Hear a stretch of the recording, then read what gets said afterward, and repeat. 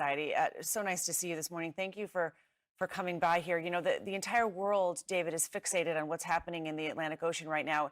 Even with all those known risks to travel to the ocean floor to see the Titanic, it is still this object of fascination. Tell me, why do you think the Titanic is still such a draw that people would take such big risks to try to see it? Well, adventurers will always take risks, Christine, whether it's climbing Everest or sailing solo around the world. And Titanic is one of those unreachable, unattainable things for most of us, unless you've been working in research and are lucky to dive the wreck in the past.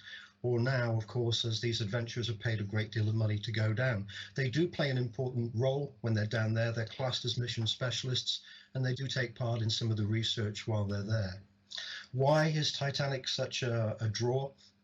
Well, of course, she sits majestically on the seabed, incredibly rare for a ship that's sunk to be sitting upright. And she still looks very much like a ship. And I think maybe if she was lying crushed on her side, the desire to go and see her certainly wouldn't be as great. You mentioned that all five of these men knew the risks. The risks are very well known. Pressure on the hull, the experimental nature of the craft, potential of entanglement when you get close to the Titanic. It's just so distressing now that the air is running out in this submersible. What do you think about the future of such missions? Do you think this puts that in jeopardy? Oh, without a shadow of a doubt. I think the chances of any future research being carried out on the wreck of Titanic is extremely slim, probably not in my lifetime. I would imagine that there will be an inquiry, no doubt, after this disaster, and much more stringent rules and regulations will be put in place.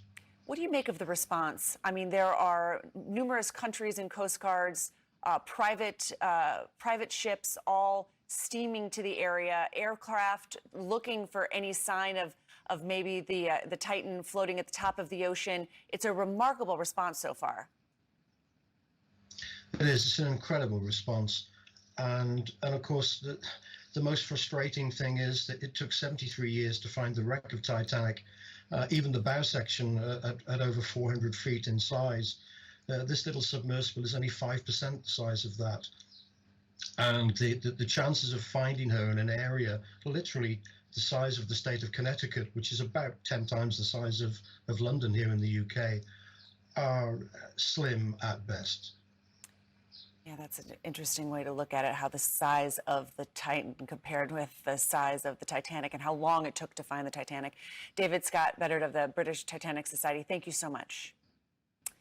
Welcome. All right, quick